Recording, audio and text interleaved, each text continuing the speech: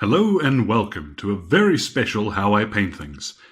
Now today in front of me I got one of the Mordians. Now these are a regiment of the Astra Militarum, or Imperial Guard as these old veterans would probably call it, and they are awesome. As you can see, these guys take to the field of battle in bright dress uniforms. They are rigidly drilled and very well presented. And the idea that they have is that the enemy either sees them coming and knows that Mordian is after them, or they don't see them coming, or they don't know them, and suddenly they will know the Mordians. Now these guys are well known for rigid discipline and tight volleys of lasgun fire, and they're pretty cool. These old metal miniatures, they date back to 1994, so they're older than, I guess, some of the players out there at the moment, but they're still pretty cool. They work really well if you want to add them to an army as either veterans or, say you've got a Supreme Command unit and you want to take a really cool looking unit of Command Squad.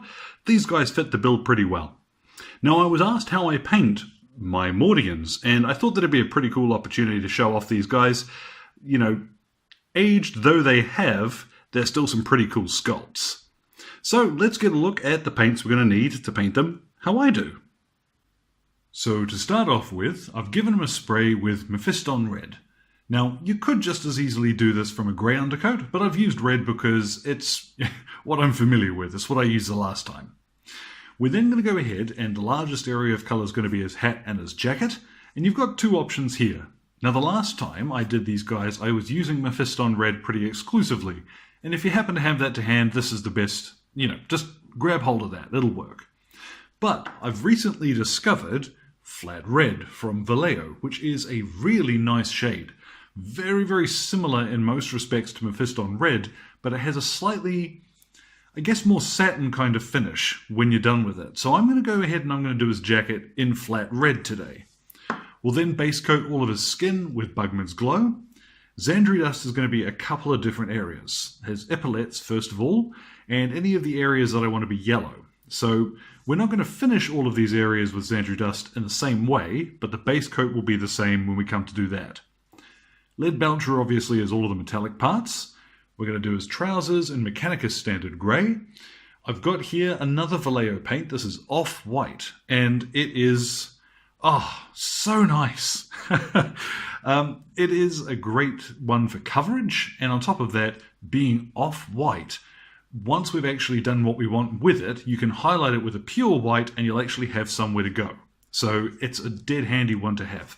We're going to do the trim on his jacket and that. And then we're going to do just a couple of areas with Avalanche Sunset as the base coat for some nice yellow trim.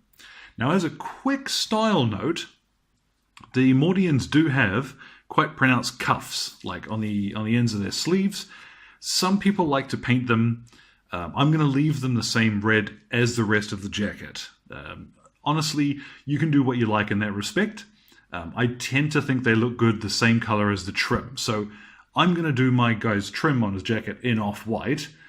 But if you wanted to, maybe you want to denote a sergeant or a standard bearer or something, do his cuffs in the same color, whatever it happens to be. So let's get on now. We'll get that flat red on his jacket. Now this is really just filling in the base coat and brightening him up a little bit. So you just want a wee bit of water in your paint, and you don't need to be too careful about where this is going. Flat red will give you a much richer sort of crimson tone, which I really like for these guys' jackets. So all you got to do is go around and fill this in. You might find it's worth going over for a second coat if you discover you've missed anywhere or you're not too fond of the finish. So let's see how that looks. I might give that a second coat. Alright, so I did go ahead and give that a second coat of that flat red, and you might need to do the same with Mephiston Red if you use that. At any rate, grab yourself your Bugman's Glow and start getting this onto all the skin areas. And then move on, and any of the yellow areas ahead, fill those in with Xandri Dust.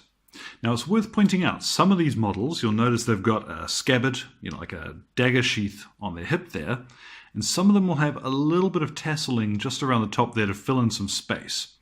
I like to do that the same yellow. You might do it white, but hey, this is how I paint things. Now I'm going to go ahead and put that white on. Now, same trip as always, rather than trying to paint diagonally or what have you, just move the model in your hands so that you just have to paint a single straight line downwards. So you're moving the brush always in the same direction. It'll give you a bit more control. Now sometimes on these models that's not going to be possible, but you know, take your time now, go around, and any mistakes that we make with this white, we can fix up later on anyway. Oops, like that for example. Not to worry. Let's cruise around now and get this off-white on.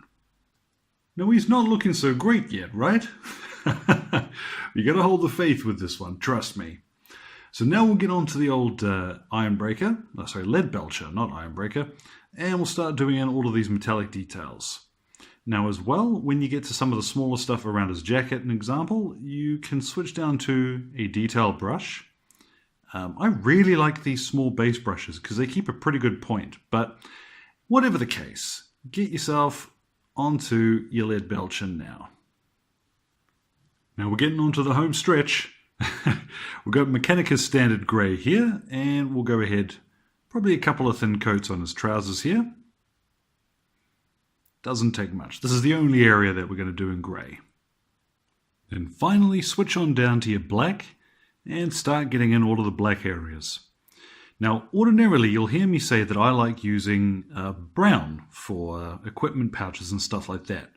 Whereas on this guy I'm actually going to stick with the black because I don't feel like we need to add a whole lot to the palette on this guy, okay? So this black belt for example, his equipment, his knife sheath, his boots, anywhere that you want to be black, cruise around now and get that in there. Now that we've got that black on him, he's actually started to take shape. He looks like our familiar guardsman. Hooray! Now, here's a quick point. We're going to do 2 washes over the top of this bloke, and I'm going to use Agrax Earthshade and non-oil. Now, I hear you joking that I'm always busting out the Agrax Earthshade, but there is a reason for it in this case. If you are painting something mechanical, or that you want to look, I guess, kind of rosy, then that's where I'd look at something like Carroburg Crimson, you know, one of the red washes. But over cloth, I tend to think that Agrax Earthshade works better as a shading colour, because it darkens it down a little bit, introduces a little less sort of warmth. You know, it's going to be shaded, but not as hard as it would be if we use non-oil. So I'm going to do Agrax Earthshade over all of his sort of his skin, his jacket, his clothing. But then over his gun and his boots and trousers, we're going to use non-oil. So we'll crack out the old shade brush. Let's get started. So first off, I've got the Agrax Earthshade, and we're just going to go all over his uniform. Now, you don't want to be too generous with this. In this case, you're really only looking to do the shading with it. So anywhere that you get big flat areas of uniform, try and draw the shade away, and instead just make sure that it's settling into your recesses. This might take a little bit more than usual because, you know, you're taking your time with it effectively, but do just cruise around and make sure that it's not going to end up in any big, thick clumps of colour. You can do quite a bit with this while it's still wet too. So for example, in his arm socket here, since that's still wet, I can suck most of it up and redistribute where I need it. Then once that Agrax Earthshade is thoroughly dry, get in there with a little non-oil and go over all of your black areas, silver and his trousers. Now while that dries, we'll take a quick look at some highlight colours. First off, I'm going to go back over some of his jacket with flat red, just to brighten up that base coat again and help us transition the colour a little. Any edge highlights I want to do will be Evil Sun Scarlet. Nice bright colour, that one. We'll do his skin first of all with Cadian flesh tone, and then some final highlights with Kislev flesh. White Scar, just any of the areas I want to brighten up. Avalanche Sunset, we're going to do the stripe along his trousers, and atop the ring on his epaulets, that'll be that yellow. Dawnstone, we're going to edge both his rifle and the creases in his trousers. And then Stormhost Silver, any of those silver details that we want to touch up. Alright, so first off, I've got my flat red, or your Mephiston red if that's what you're using. And just anywhere that you want to brighten up that red again, cruise around now with a little bit of that on your brush. Now, as well here, on the back of his jacket, you might see these deeper recesses, like folds in his coat. Just avoid those when you're putting this back on, and that'll help you really accentuate the shape of his back there. So now we've got the red of the jacket back up, it's time to do some highlights with our Evil Sun Scarlet. Now it can be a little confusing where to really highlight a jacket when there's not any obvious sort of creases in it. But all you need to do is look at where you want to sort of draw a harder line. So across his back here, he's got this big seam right down the center of his back. And we're just going to do a little line just there on either side to make that one really stand out. Then we'll do the same just along the folds in the bottom of his coat, up around the top of his collar there. Just anywhere you want to call attention to the shape of the jacket. So go around now, and this can be sort of as much as you like. I'm going to tend to be quite generous with this because I think it looks quite good if you do a fair bit of it on these models. But it's up to you really. You might find you actually quite like that slightly more reasonable looking mid-tone red. But let's go around now, find some places to throw down this Evil Sun Scarlet. Now on the front of his jacket, because this guy's got his rifle across his chest, the effects aren't quite as pronounced. But if we turn him round, you can see there's a little bit more sort of detail in his back, which really helps make that stand out. What I've got now is just a little avalanche sunset, and we'll just quickly go in and brighten up these epaulets and the stripe along the side of his trousers as well. Now you might want to be a little more careful as you get down to here because, you know, we don't want to have to tidy up the grey again. But whatever the case, just make sure you've got a nice solid yellow. There we go for that stripe. Now we'll get in with a little Cadian flesh tone and we'll just highlight some of the areas of his face, leaving that deepest shading behind. So watch out around as you come to the brim of his cap, but otherwise as you normally would.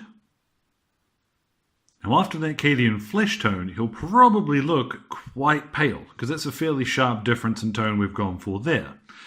I've just got a little bit of Rikon flesh shade here because I feel like this is a good opportunity to show how easy this is to fix. Just get a little bit on your layer brush and paint it on over where you want that to be a little less extreme.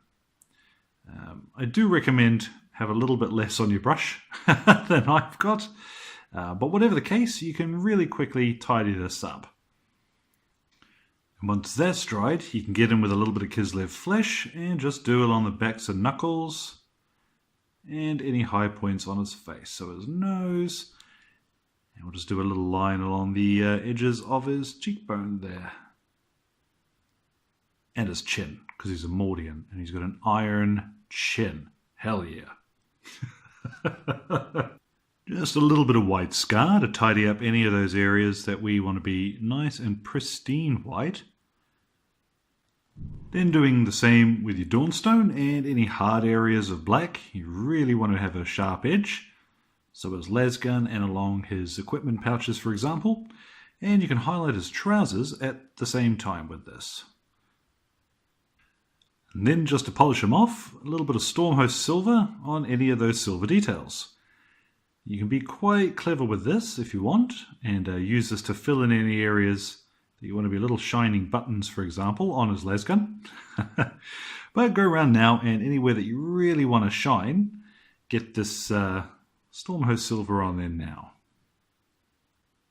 And with those last few silver details done, our Mordian is complete, ready to take the fight to the enemies of the Emperor and show those upstart Cadians what can be done with a little bit of boot polish and some dress uniforms. So they look really cool. And like I said, the actual techniques used to paint them are none too difficult. It's just a matter of having a little bit of faith and making sure those last few steps are finished off. So what I'll do now is get a couple of photos, pop a base on them and all that. You guys can always get in touch. Drop a comment down there in the box below. My Facebook and Twitter are both linked there too. So as ever guys, thank you very much for your time. You enjoy the rest of your day.